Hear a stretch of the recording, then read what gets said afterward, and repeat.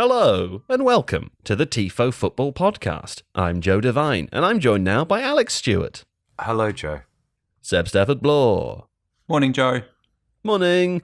Game relevant still today. We will be discussing things that have come from games that are relevant to the time now. The games include such games as Manchester United, West Ham. I believe that was the order. I think it was. I don't know where they were. And also Everton versus... blanking. Tottenham, the Totters, the Spurs. We talk all about the Totters and the Spurs and the Evertons, and we talk about Manchester United and West Ham, specifically Donny Van de Beek. We talk about Richarlison. We talk about subs being subbed. We talk about my fear of chewing gum. We talk about Leicester. Actually, we don't talk about Leicester, but we promise to talk about Leicester next time. And we revisit the Stats and Facts database, which is a very exciting time for all of us. But before we get started, let me remind you that if you enjoy football, and if you want to have something to fill your life with, then you should find The Athletic at a 7-day free trial. If you visit theathletic.com/Tifo, you can get that 7-day free trial, and you could use it to read, for example, Jack Pitt-Brooke talking about Mourinho's Spurs. Also, he did it with Mark Carey, who's one of the new data writers who works here, and they did an interesting comparison of Mourinho to Pochettino's last few years. It was really useful for me in my research for what turned out to be, not for this podcast, because we ended up not really talking about it, but also there's Paddy Boyland, who I'm sure will have written something about Richarlison before, David Ornstein, whose column I read every Monday and get excited about things that are happening in the news, and generally just a host of excellent journalists who are all doing good things, aren't they, Seb? They sure are. I've been enjoying Joe D'Urso's work as well. He's been doing very interesting things on gambling sponsors in the Premier League. Dr. D'Urso, yeah, always worth a read, is old Dursey. Alex, what have you enjoyed reading recently? Michael Cox's piece on Pernille Harder in the WSL and how she's now arguably the best female player in the world. Very, very good piece. Yeah, nice, okay. Well, listen, basically everything's happening there. It's like, when you live in a small town and the circus is in town, and even if you don't like circuses, you kind of have to go because it's the circus and you live in a small town. It's like that, yeah? Maybe you don't want to go, but allow the social pressure of me repeating this over and over again to seep into your bones, and pick up your phone and just type in theathletic.com/Tifo and think, I'm doing a good thing, and then just see what it's like for free for 7 days. And if you don't like it, then just delete it and don't pay for it, and that's okay, because it's all just about the product, baby. Yeah? Was that good? That was very nice. Thanks. Okay. Well, in which case I'll leave you in the warm hands and the cool embrace of Seb Stafford Bloor and Alex Stewart.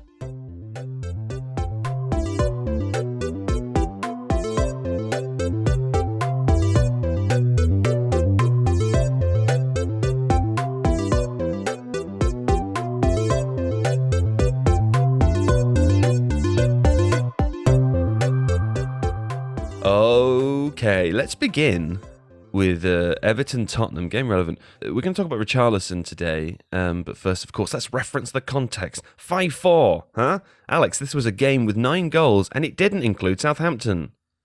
Oh, wow. I mean, that's... Yeah. It's just a bad joke, cheers isn't it? for that. Well, yeah, but it's just... Yeah, okay. Listen, the reason I bring this up, not the 9 goals thing, the reason I want to talk about Richarlison is, and I'm going to sound a little pompous now, a little bit, territorial, but I would like both of you to confirm that I said in the text chat, let's talk about Richarlison before he scored a goal, okay? Before he turned his performance into, potentially a game-winning one. I was on the money, wasn't I, Seb? Yeah, you were. I mean, also, after he scored his first goal, you did spend another kind of 5 minutes talking about how prescient you were and how you were, quote, football. It was weird. You had a kind of funny turn. I'm the best at football. Yeah, that's a direct quote from the WhatsApp group. Yeah, I mean, it's true, and it stands to this day. Listen, the reason I thought this, right, wasn't because of his goals. It was because we don't talk about Richarlison very much at the moment, and that's for obvious reasons. James Rodriguez is in the same team, as is Dominic Calvert-Lewin, and, both of them I think Everton have moved from a team where Richarlison was perhaps the most exciting player to a team where Richarlison is one of the most exciting players, and so it's natural that he's not the forefront of the conversation anymore. But to me, as a sort of bystander, someone who did not watch Everton every game, and someone who, allowed his Everton opinion to be formed by what other people said, I thought of Richarlison a couple of seasons ago that he was ready to pop off. He was ready to pop off big time. That there were the same sorts of distant rumours that you would hear about Adama Traore joining Barcelona as there were for Richarlison. He felt very much like a player at his age. At the time 2 seasons ago, he was only 21. You weren't really sure where his ceiling was, and I'm not sure that we are still. Now he's done very, very well, and obviously Everton hugely missed him when he had his period of injury layoff. But he hasn't popped off, has he, Seb? He hasn't, but I feel like there are a few mitigating factors around that. He's had a career which has been blighted by external circumstances. So obviously his time at Watford ended with Marco Silva getting sacked and Javi Gracia replacing him. And then his move to Everton, while successful for him, if you look at what surrounded him during that time, a succession of different managers, some stability now with Carlo Ancelotti, of course, but he's been managed by Silva again, by David Unsworth, by Sam Allardyce. And also there's kind of been a little bit of a rotating cast around him. So he's played with Cenk Tosun at different points. Theo Walcott has been alongside him in that forward line. Gylfi Sigurdsson has been in the 10, now replaced by kind of James Rodriguez. Alex Iwobi's in there. So there's a lot of flux, and that's difficult for a player. And hopefully the ways in which a career grows is when it has the kind of stability to do that. So that's kind of, you need that external stabilised context really to judge him properly and for him to progress forward, I think. Alex, what kind of player is he? Because it seems to me, he's 23 years old. As I said before, we're not really entirely sure what his ceiling is. It feels like he could improve dramatically still. Yeah, I think that's fair. I think it's a good question, because if you look at what type of player he is in terms of his statistics, he's sort of caught between being a good forward and a good wide attacking midfielder, inverted winger type of player. So he's like a forward who maybe doesn't score quite so much, but adds a lot in terms of carries and dribbles and pressing particularly. Or if he's a winger, he does that well, but he doesn't assist quite as much as you'd expect. And I think that's partly a result of how he's used at Everton. So last season, quite a lot of the time he was used effectively as a second striker off Calvert-Lewin in a 4-4-2. This season, although he plays wide on the left, his job is very much to sit in that channel, to receive long passes, carry it towards goal.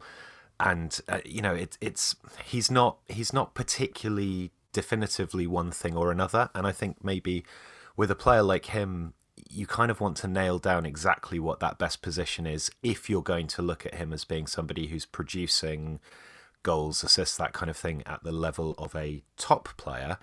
But I think what he does for Everton is extremely useful in their system and works very well currently. I mean, when we look at Everton's system as well and the players that are currently performing within it, the left forward role is pretty much the only role Richarlison's going to get to play, right? I mean, James Rodriguez playing on that right hand side, as you know in a video. I don't think it will have gone out when people are listening to this, Alex, but it's a minor note in the video, so it's probably worth and interesting enough to talk about now. James Rodriguez plays obviously on the right forward role a lot of the time, but he still has the function of a creative 10, right? Dominic Calvert-Lewin obviously at the 9 is turning into one of the best strikers in the Premier League, and he's genuinely exciting prospect still, even at his level. You feel like with those two players accommodating defenders, Richarlison should be having a better run of it this season than he otherwise would have done. Yeah, I think that's a fair point, and it's the way you've described it is this sort of lopsided effect where, although Richarlison and James are effectively starting in the same positions out wide, James is dropping off and tucking inside, and Richarlison is pushing up and tucking inside the other way, and it creates almost a kind of 1-2 shape. But because Richarlison has this pace and ball carrying ability, a lot of the time what he's looking to do is drive forwards at an angle, with then Calvert-Lewin kind of creating space for him. And it is quite a dynamic role. It's like he plays as a striker, but he starts wider than you'd expect. And previously, when we've seen strikers in wide positions, it's been people like I don't know, Mandzukic, who is used as like a wide target man. You kind of lump the ball over to him and he's nodding it in. Richarlison's sort of, it's a slightly different role. I think he's going to develop into it. I think this is an Everton team that are improving under Ancelotti. But the balance of that front three is very, very important. And you kind of worry if there's a disruption to it. Like Seb says, if he goes back to having to work out how to play with different players, that might affect how he's performing this season. Yeah. And Seb, just a word on Gylfi Sigurdsson as well, because he's a player who's found it difficult to get into the team this season. The natural formation doesn't quite suit his style of play. But he played last night, he scored a penalty and he assisted 3. And particularly his assist for Bernard was just superb, right? He had a fantastic game. Yeah, that assist for Bernard was brilliant. Sort of the quick processing of the game around him and the timing of the ball was just a lovely little bit of football. And the problem with Sigurdsson has always been that if you watch him compared to someone like, well, James would be the best example, his first touch isn't quite as reliable and isn't quite as slick as it needs to be to exist at the very top of the game. And yet, given the opportunity, he's capable of doing brilliant things with the ball at his feet. To me, he's like a slightly out of tune instrument in an orchestra, isn't he? Like, he has his merits and he has value, but he doesn't quite fit the picture of what's going on around him. Does that make sense? Yeah, I think so. And also, I suppose last night Everton played a 4-2-3-1, and he sat in that 10 role, and that's where he's best. And the vast majority of games this season, they've played a 4-3-3, and he just doesn't have as you say, doesn't have a natural place in that system. It's a shame, really. Well, also, as Alex said, and as the video will make clear, like part of the facility in this formation is for James to drop inside a little bit and sort of act as a pseudo quasi 10. God, that is horrible. What a terrible kind of Brendan Rodgersism that is. The pseudo 10.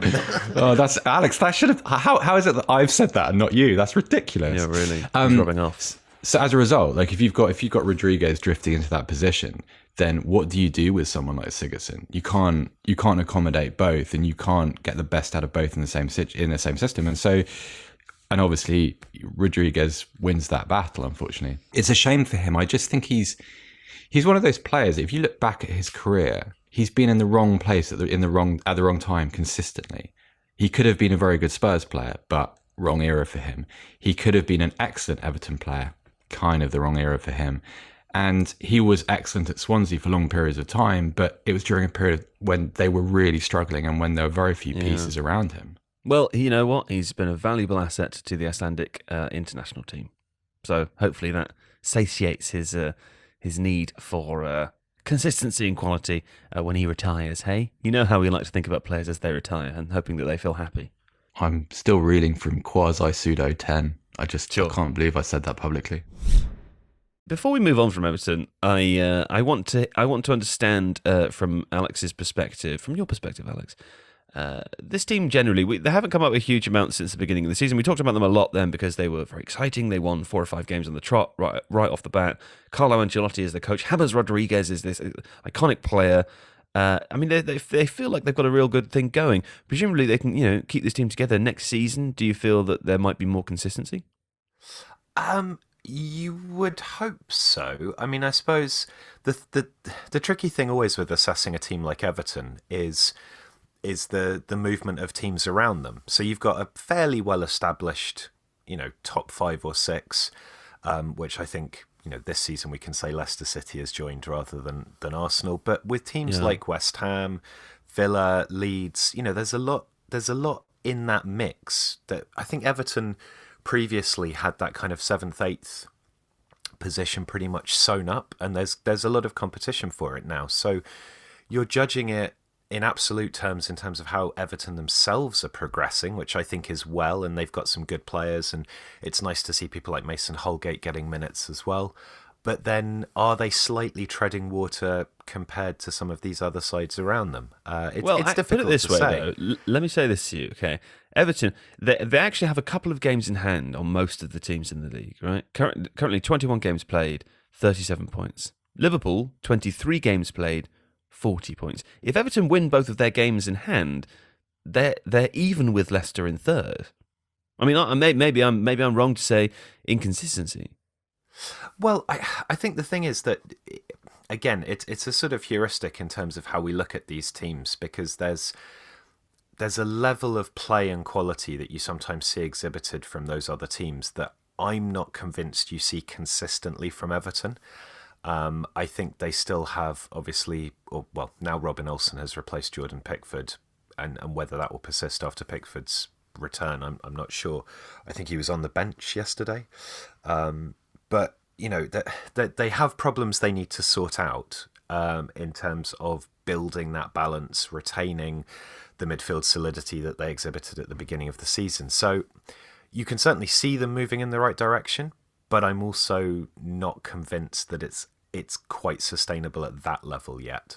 Seb, though, if you're an Everton fan at this point in the season, you're thinking you can finish top four. You've got an opportunity to finish top four. I think so. I'm thinking also I need to keep a couple of these players fit. I'd be very worried. I mean, obviously, we are recording the day after the Everton Spurs game, and Dominic Calvert-Lewin limped off, which would be pretty concerning to me. Decore is very important. Rodriguez, obviously, very, very important. Michael Keane has become really important. I think like one of the understated parts of their season has been the kind of reclamation of his reputation.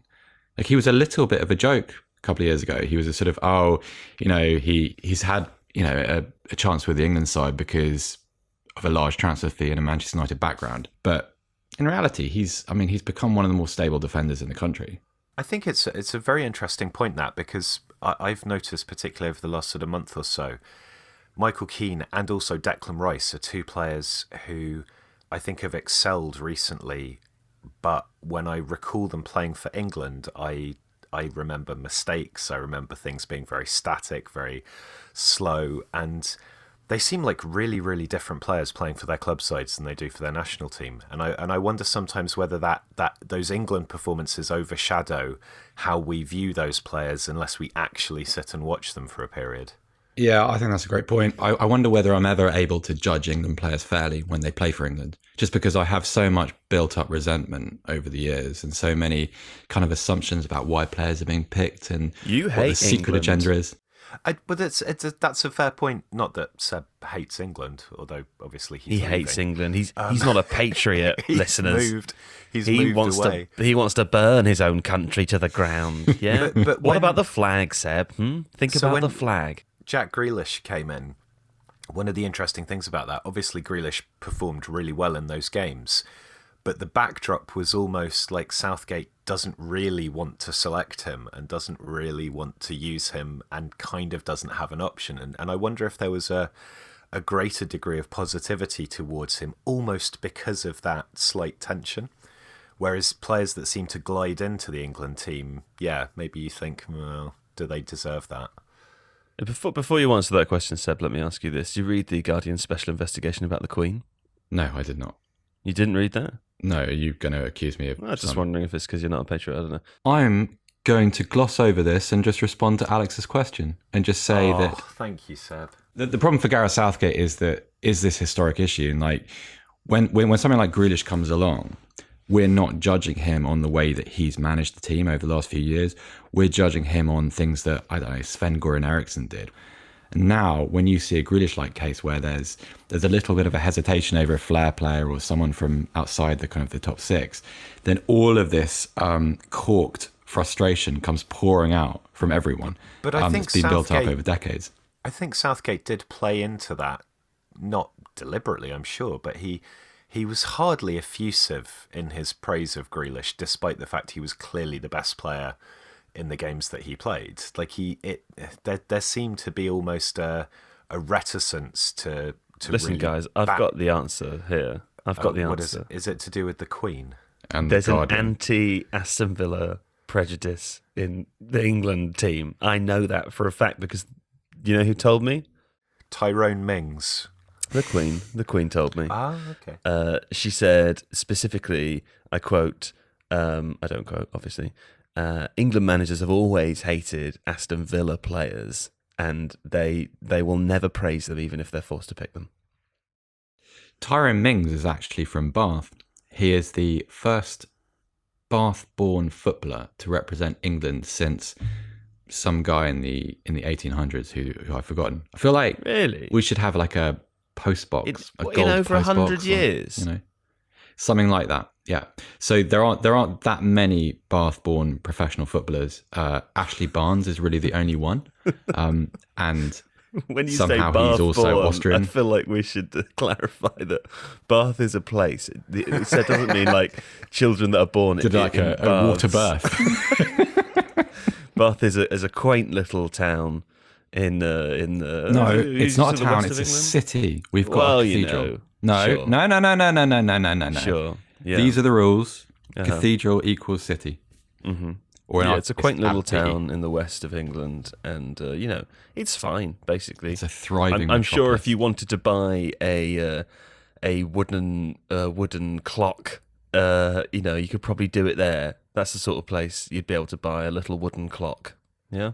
Winchester's got Wayne Bridge.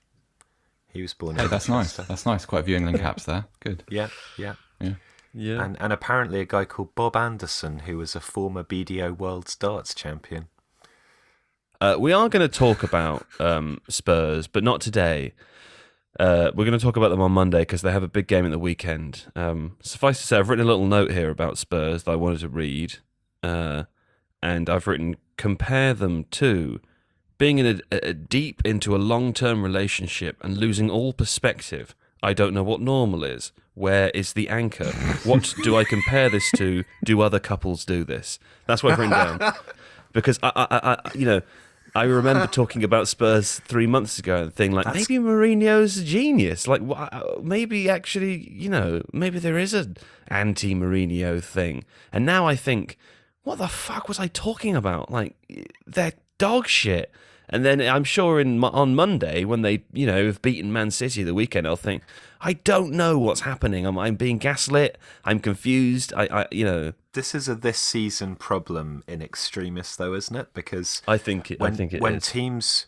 When teams do well and then do badly, we were talking about this on the text last night as well, and my exhaustion with everything is stuff flips backwards and forwards between being the best and the worst, and then you add Mourinho into that, who is such a divisive manager anyway, then you get an even more extreme version of, because it's basically oscillating between all of you Mourinho haters are idiots, he's the best coach ever, he's still got it, and then no, Mourinho's actually just terrible.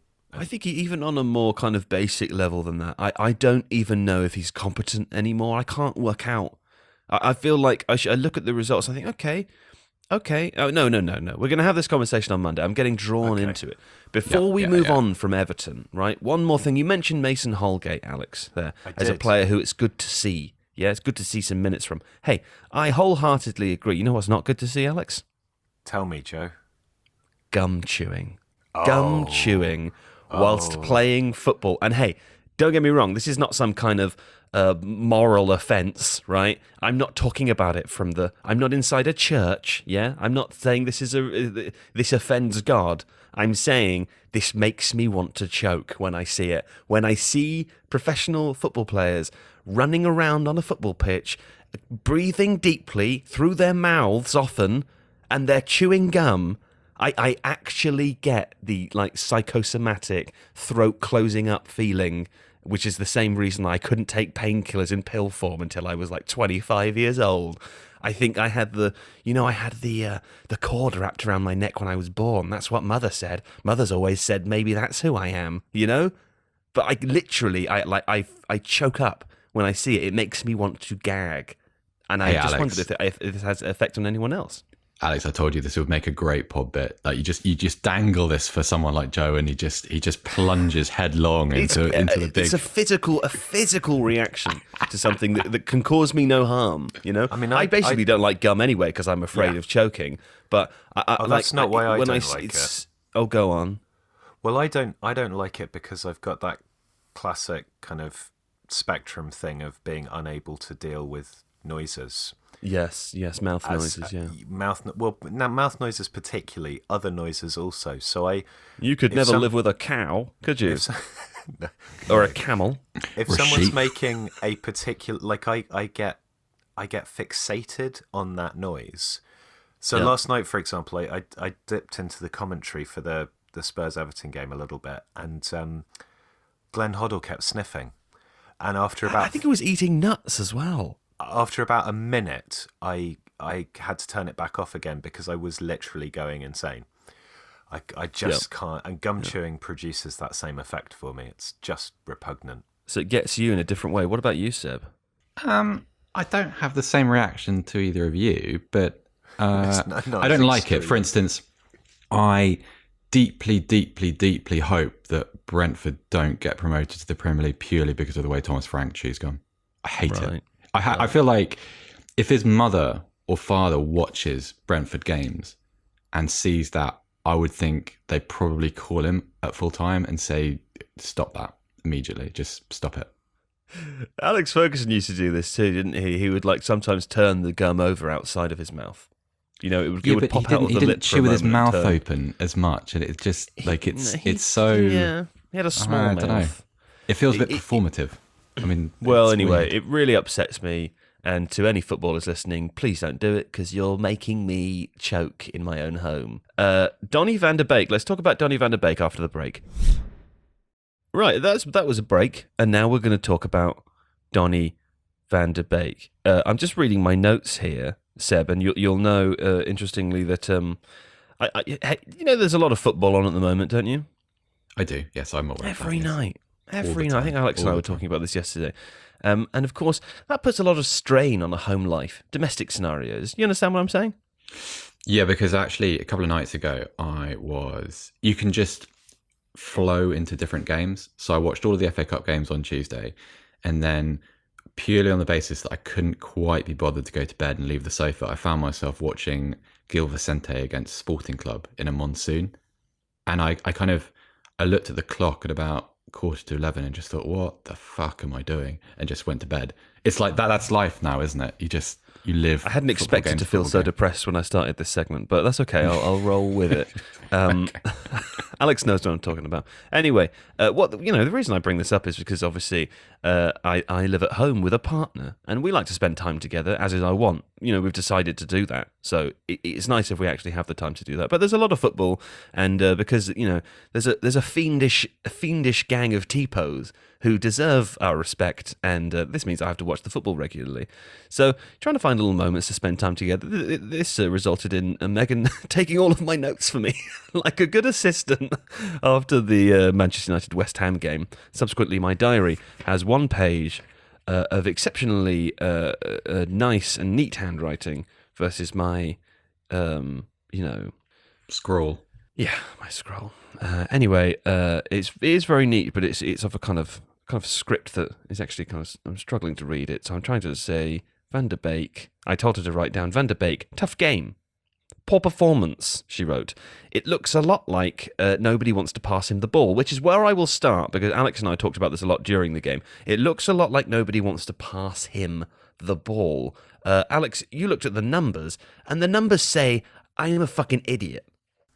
This is a really, really interesting point, isn't it? Because what your eye was telling you and what my eye was telling me were the same. But if you actually look at the numbers, Donny Van de Beek is having the ball passed to him quite a lot. He's just not receiving it very often. And I think there's a reason for this, and it's the type of player that Van de Beek is very different from the type of player that Bruno Fernandes is. So Fernandes is looking to drop off to receive the ball in space, play it forwards, and then maybe make a run into the box. Whereas Van de Beek plays much, much higher up in this United team. He's looking to play almost against defenders. He's very, very technically capable. If you watch some of the best things that he did for Ajax, his dribbling is amazing. His close control under pressure is really, really strong. And so he's confident in the way that he wants to play the game, but United's passers aren't giving him the ball in that way. It's been difficult for him, right? He doesn't have many opportunities to play. There's certainly a narrative around that now. It's clear to everybody that Manchester United spent X amount of £1 million on him, and he's sat on the bench for the vast majority of the season. And so when he does get opportunities, it's that kind of double-edged sword, as the commentary team pointed out on the night, that you really need a run of games to grow into any kind of form, particularly if there's a confidence issue that could potentially be, related to the situation that he's currently in. But also when you're coming into a team to replace a player that is not just as good as Bruno Fernandes, but as important to the team, that is so difficult. That's such a bad situation to be in. And you want to see players, rise to meet those sort of scenarios. Donny Van de Beek spent, I feel like, half of his time in deep wide positions where a combination of Matic, Fred, and I don't know, Tellers maybe, or Rashford would just pass the ball around him, and he seemed to be moving into areas where they didn't need the extra man in that place. It's a bit like when you watch Thiago directing the defenders and the wide players to pass the ball. It never actually comes to him, but it goes around him and he's in charge of it. Because, the pass directly across is quicker than the pass to him. Donny Van de Beek seems to often find himself in those positions, which is odd to me. And the other place he seems to find himself regularly, the complete counter-extreme is literally on the line with the striker, looking to run in behind, looking to, request that Nemanja Matic play a 30-yard over-the-top ball, which I don't think is ever going to happen. I understand and respect that to a certain extent. You have to learn and grow into playing with your teammates. He hasn't had a lot of time to do so, and I wouldn't put Matic's passing ability, lack of or not, down to Donny Van de Beek. But there just seems to be such a chasm between those two default positions. It's like I play the game Rocket League on PlayStation 4, right? And one of the things that people talk about as you go up the ranks is a player is very likely to default to goal when they lose the ball, and that is not always the best thing to do. And I feel like watching Donny Van de Beek, he has a kind of default option, and it might not always be the best thing to do. Or maybe I'm just looking at him in the chasm, the absence of Bruno Fernandes. What do you think? No, I think that's quite fair, because Fernandes is kind of a moments player. For all of his tactical importance and his very consistent influence, his Manchester United career has essentially been a series of anecdotes. Remember when he played that pass, that goal, that touch, these kind of things. Van de Beek isn't really suited to playing like that. And what you see when he plays for Man United is someone who has been tasked with doing their very, very best Bruno Fernandes impression, and him not really having the abilities to do it. So he takes up a lot of the positions that Bruno would. He mimics a lot of the traits. So you talked about him going up to the defensive line and trying to go beyond it and trying to receive passes. Very Bruno-like quality. And then the kind of the orchestrating, the dynamic that he has. Again, it's when he was at Ajax, he always struck me as someone that was like not a system player in a bad way, but just someone that was an extension of more aggressive players around him. And he profited from that. So he would find himself in attacking positions almost as an extension of other players' work. So if you think back to the semi-final against Spurs, the first leg, when he scored that goal at White Hart Lane, that felt like just a natural place for him to be, rather than an instruction that he'd taken onto the field and used to exploit defensive weakness. He felt like a more organic type. The Man United player, the Man United version of Donny Van de Beek, sort of it moves between someone who's trying a little bit too hard, someone who is way out of their comfort zone, trying to do things that they're not naturally suited to doing, and also, like you say, trying to fill a shadow of a player that he doesn't really bear much relation to. I would add to that as well and say not by fault of his own. This sort of term. Well, no, not what I'm about to say, rather than what you just said. Okay. But this kind of term can be applied to players, pejoratively, and that's not what I'm doing. But the result of everything that you've just said, and the result of what I said before, what that actually leaves with him on the pitch is a passenger sometimes, and you can't be a passenger in a Manchester United team. You can't be a passenger in a Premier League team. I feel like too often he's in a position where he's either unused. My wonder before was whether the other players didn't want to pass him the ball, because that's really what it seemed like. But maybe the reality is he's just in the wrong place, or as you said, he's trying too hard to get onto the ball, trying too hard to make things happen. He only has a short window of opportunity to impress the manager and impress the fans, and that kind of That's a huge amount of pressure. I think when you're in his situation, when you've moved to a club for a very large fee, and you've been a little bit marginalised, and you're only given opportunities to impress in short bursts of minutes or in deprioritised games, there's an expectation of a conclusive moment. People are searching for that, aren't they? They you know, the people that have advocated for his involvement in the first team at United are waiting for quote unquote the definitive proof that they are right. And that's, in football terms, it doesn't really exist, but it would be, you know, the 30-yard goal, the raking 40, 50-yard pass. And these things aren't really in Van de Beek's locker. And so he's caught in this weird situation where he's trying to provide evidence of his, I don't know, suitability. It's just a very strange place for a football player to be. I disagree. I disagree with some of this, because I think if you watch Van de Beek at Ajax, those things absolutely are in his locker. The problem is that, so at Ajax he played either as a sort of second striker, where getting up onto the line and using that close control, taking those quick short passes, the sort of player who would have worked really, really well in sort of mid-era Pochettino Spurs. He's that kind of player, but also as a central midfielder at Ajax, either playing in a double pivot but with a central defender who would step up into that, or in a midfield three. He would sit off, he would play those long passes into the channels, and then he would be breaking forwards. And I think the problem that he has at United is that the central midfield role at United isn't that at the moment, although arguably it could be and he could play in that.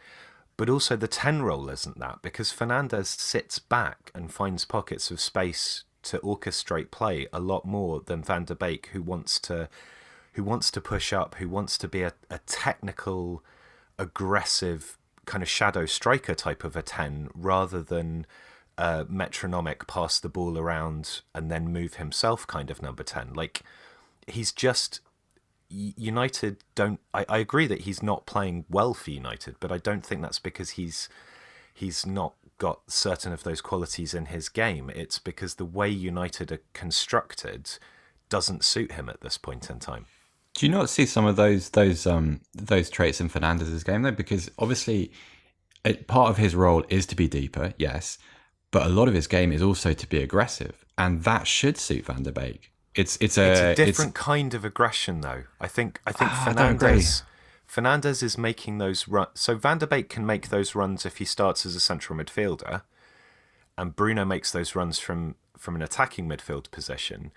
But Bruno's runs they're later than Van de Beek is.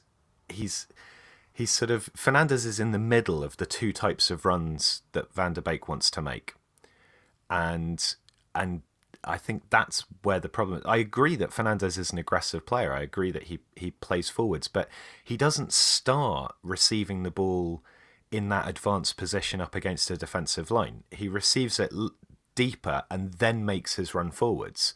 But that's what I mean, though, because Van de Beek was comfortable receiving the ball in deeper positions at Ajax. Admittedly, he had a player like De Jong there as well, and that kind of eases the burden, and it kind of all the kind of the avenues out of defence went through him for a period. Accept that, but if you, there seems to be a kind of like, there seems to be a situation where United won't put him into either of those categories. They just want him to mimic what Fernandes does on the pitch, and that's really strange to me.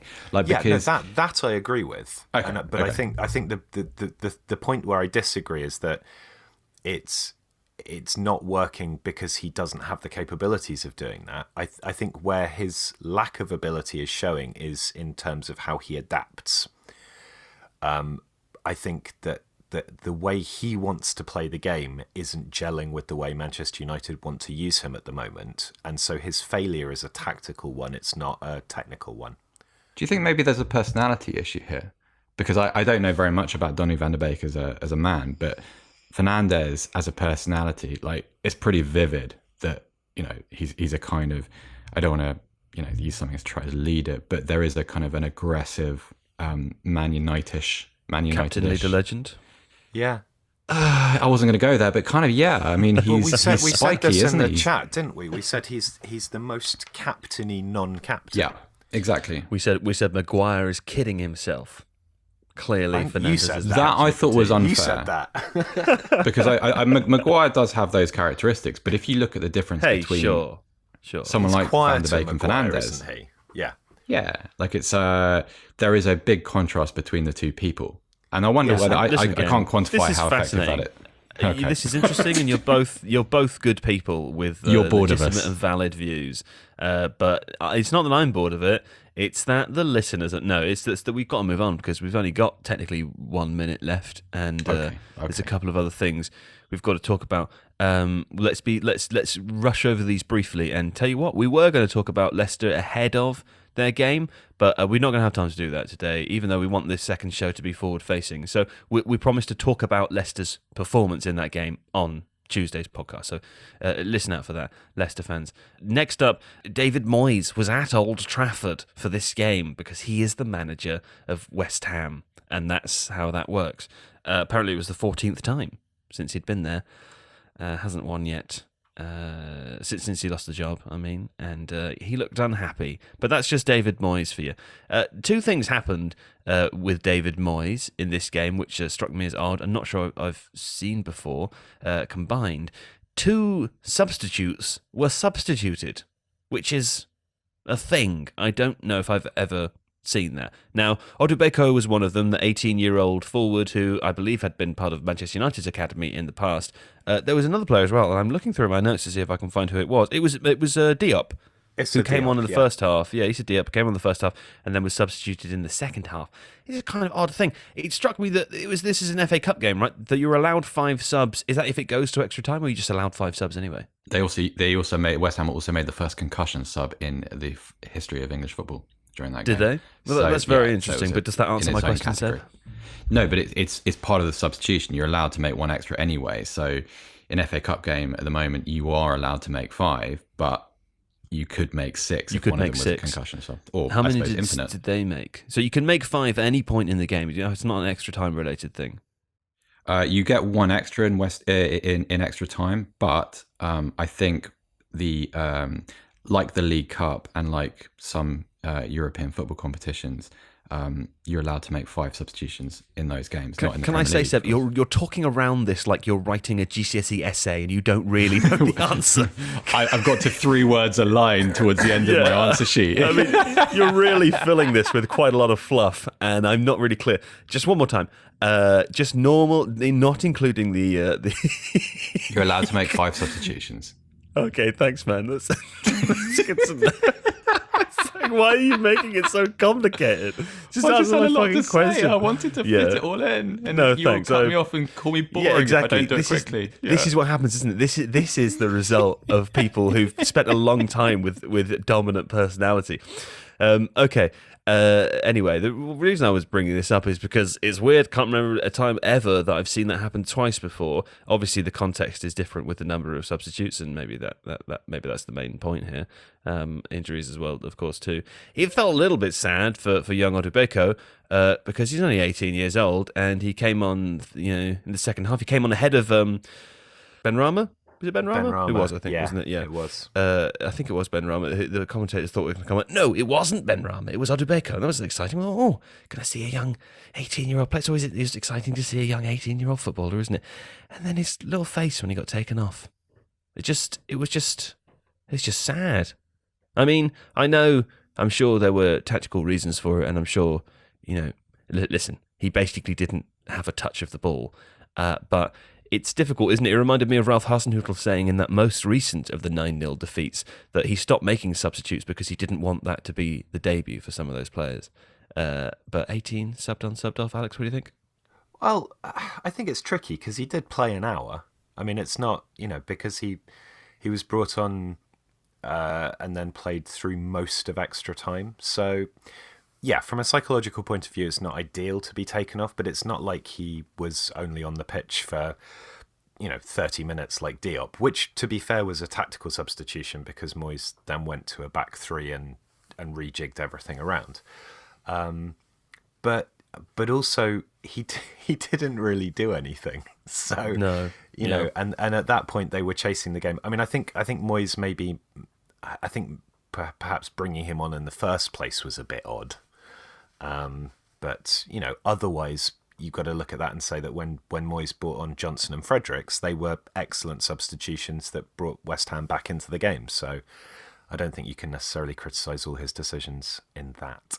I think the stigma of it is worse than the reality.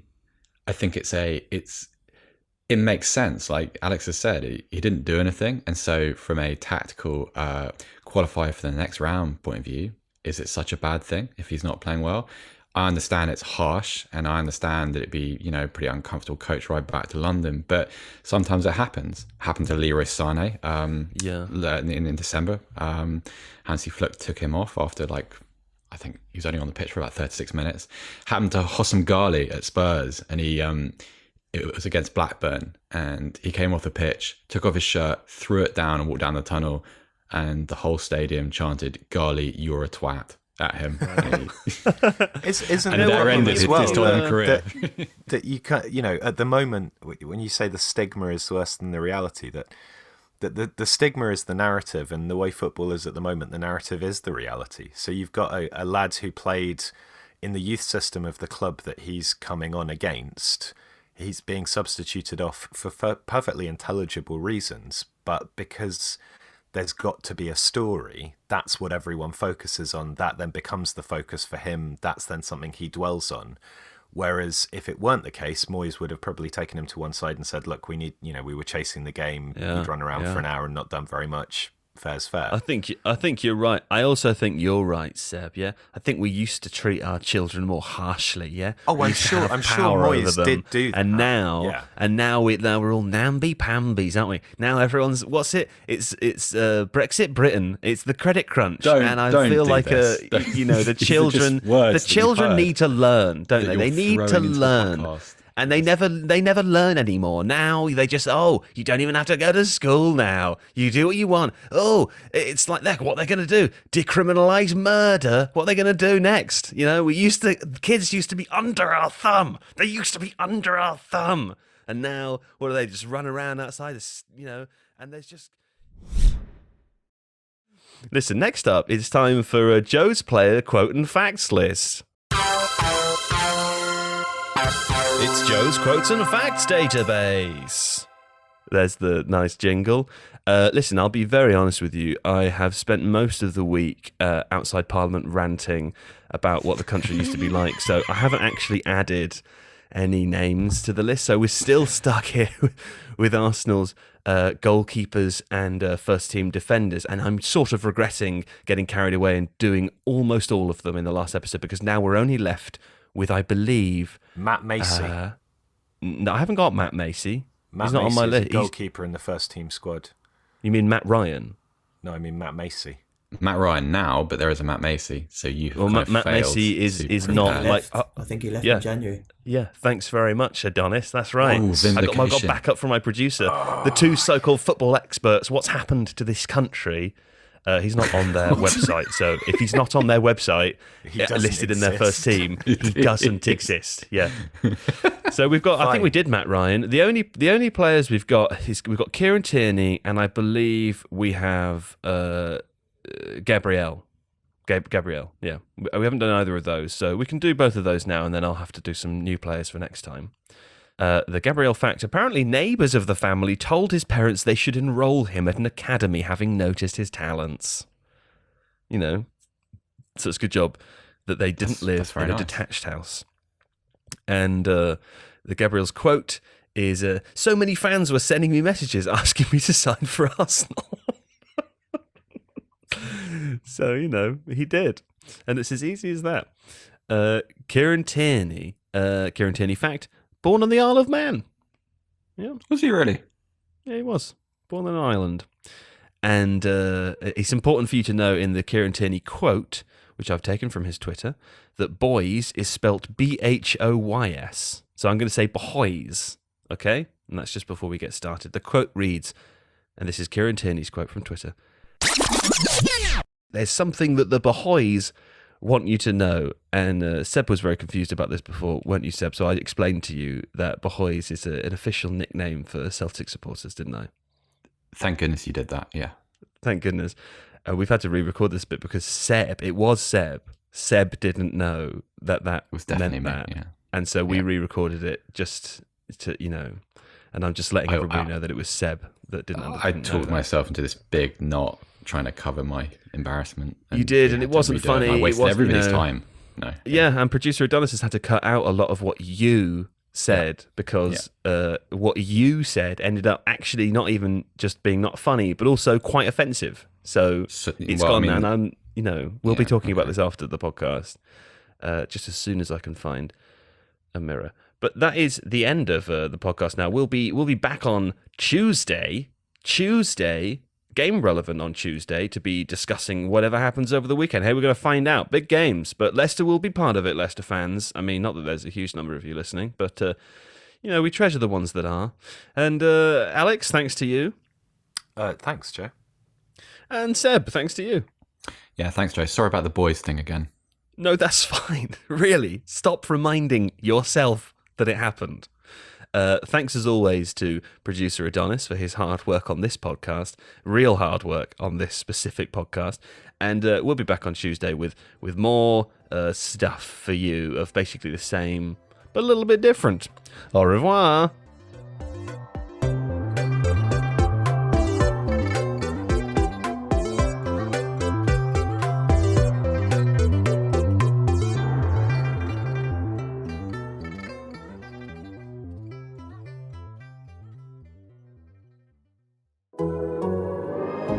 The Athletic.